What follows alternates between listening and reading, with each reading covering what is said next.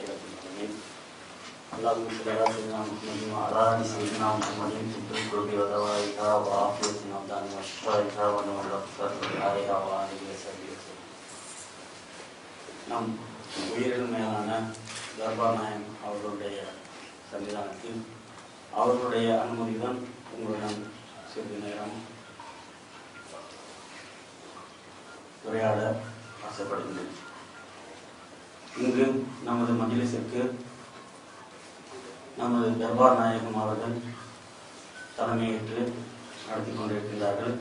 இந்த புனித மஜ்லிஸில் வந்து கலந்து கொண்ட நமது துபாய் அவுகாஃப் சேர்ந்த டாக்டர் அப்துல் ரஹ்மான் ஜரார் அவர்களை நாம் அனைவரின் சார்பாகவும் வருக வருக என்று வரவேற்கின்றேன். We welcome Dr. Abdul Rahman Jarar for this holy majlis.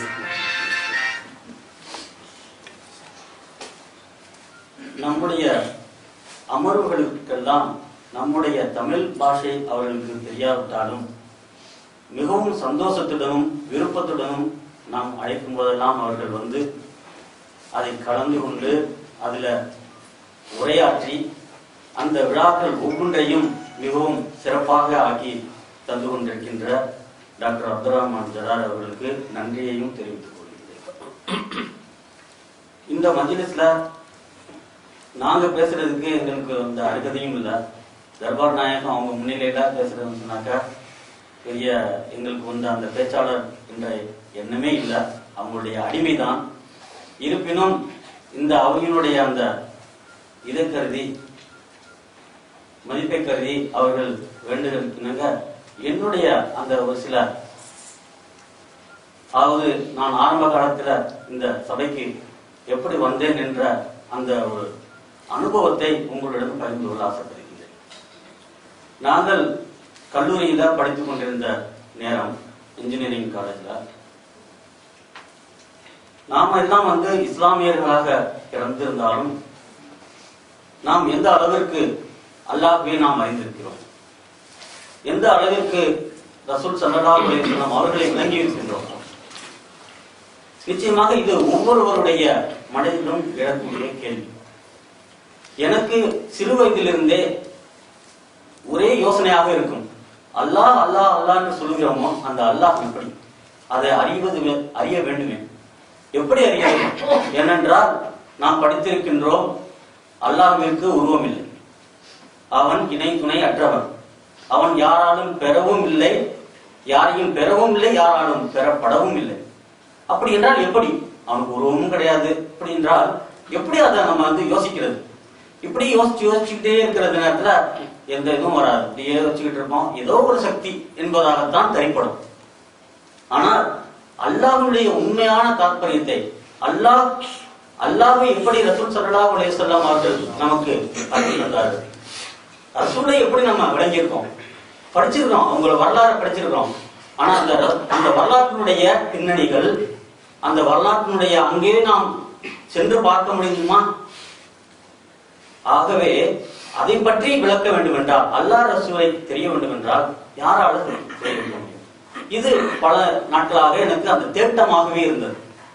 அந்த கல்லூரி காலத்துல எனக்கு அமைந்த நண்பர்கள் மிகவும் அருமையான நண்பர்களாக அமைந்தார்கள்.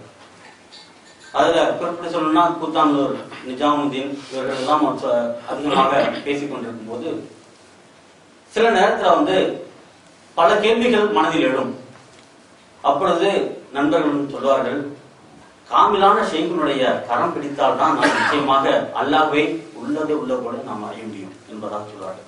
அப்பவே நான் ஒரு நியத்தை நான் மனதில் வைத்தேன், நாம் நிச்சயமாக ஒரு காமிலான ஷேக கரம் பிடிக்க வேண்டும், அவர்களுடைய வழிகாட்டில் பேர்ல நம்ம நடக்க வேண்டும். அப்பதான் நமக்கு நிச்சயமாக அல்லாஹ் ரசூலை புரிய முடியும் என்பதாக ஒரு ஸ்ட்ராங்கான நியத்து வச்சேன். அந்த நியத்து தான் நமது சங்கைக்குரிய ஷேக் நாயகம் அவர்களுடைய திரு பாதங்களில் நாம கொண்டு வந்து சேர்ந்தோம்.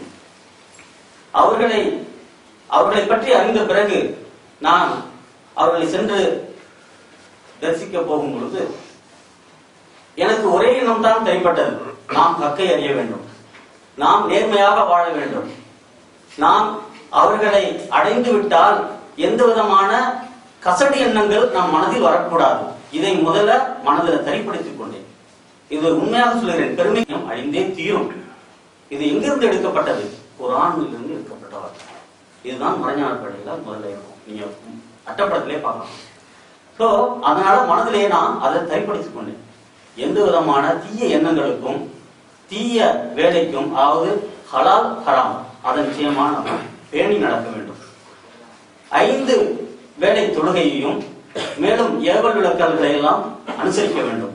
இன்னும் மற்றும் 5 கடமையான நம்ம இஸ்லாத்தினுடைய கடமை, இதுல இருந்து ஒழுகை கூடாது, ஷரியத்தை கடைபிடிக்கணும். இதை மனதில் சரிப்படுத்திக் கொண்டு ஹக்கை நம்ம விளங்கணும். ஹக்கை நாடித்தான் நான் செய்கநாயகம் அவர்களுடைய கரம் பற்றினேன். அவர்கள் ஹக்கை நாடி அவர்கள் கரம் பற்றியதால் ஹக்கை அதிகம் அடைந்தது. அதே நேரத்துல அதுக்குள்ளவே எல்லாமே அடங்கிவிட்டது. ஹக்கை அறியணும்னு சொல்லி நம்ம நினைச்சிட்டோம்னு சொன்னாக்கா அதான் மெயின் இலக்கு. அப்ப பாக்கி எல்லாமே அதுல அடக்கம். உண்மையை நாம் விளங்கி கொண்ட பிறகு நமக்கு எல்லாமே கிடைத்தது. என்னென்ன நியத்து நம்ம மனதில் இருக்கோ எல்லா நியத்தும் அதுக்குள்ளே அடக்கணும்.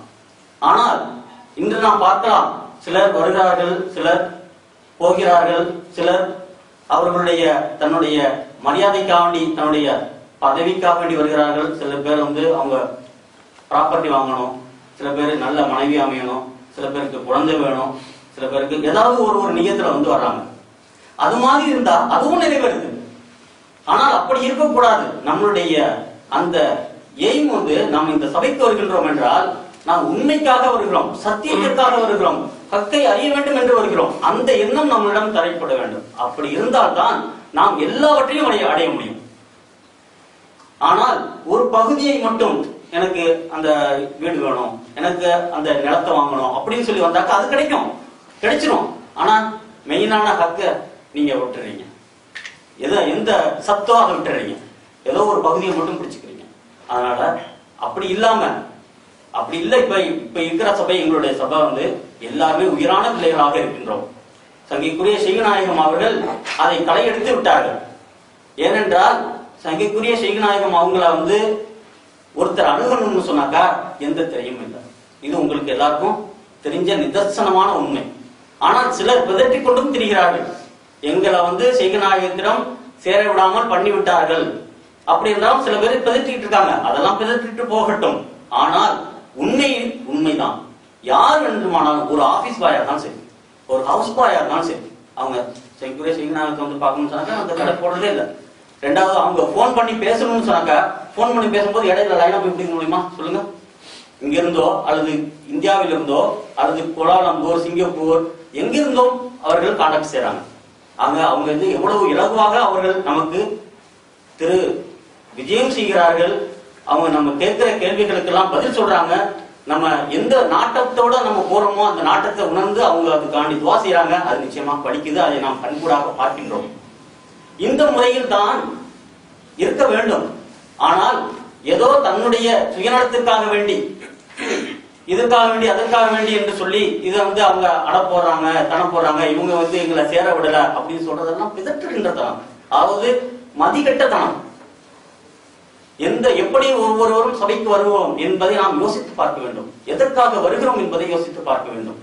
ஆகவே நாம் நம்முடைய நியத்தை சரிப்படுத்திக் கொண்டு அதன் மூலம் எல்லாவற்றையும் நாம் அடைய, அல்லாஹ்வை பற்றி உள்ளதை உள்ளவாறு நாம் அறிந்து கொள்ள ஒவ்வொருவரும் முனைப்பட வேண்டும் என்று சங்கைக்குரிய செய்கநாயகம் அவர்கள் இதற்கு நமக்கு அருளுபதேசம் செய்து நம்மவர் அனைவருடைய மன ஊசலாட்டத்தையும் எடுத்து எறிந்து நமக்கு நோய் நொடி இல்லாத வாழ்வை தந்து இந்த துபாய் நாட்டிலே அடைந்து கிடக்கின்ற அந்த வியாபாரம் எல்லாம் மழை திறந்த வெள்ளம் போல பல்கி பெருகவும், அதன் மூலம் நாம் அனைவரும் சுபிட்சமாக வாழ்வதற்கும் இந்த நாடு மேன்மை அடைவதற்கும் அவர்கள் துவா செய்ய வேண்டும் என்று கேட்டுக்கொண்டு, அவர்களுக்கு அல்லாஹ் தஆலா நன்க ஆயுளை நீட்டித்து, அதாவது சம்பப்பட்டினம் அப்பாநாயகம் எப்படி வாழ்ந்தார்கள், 148 வருடம் வாழ்ந்தார்கள்.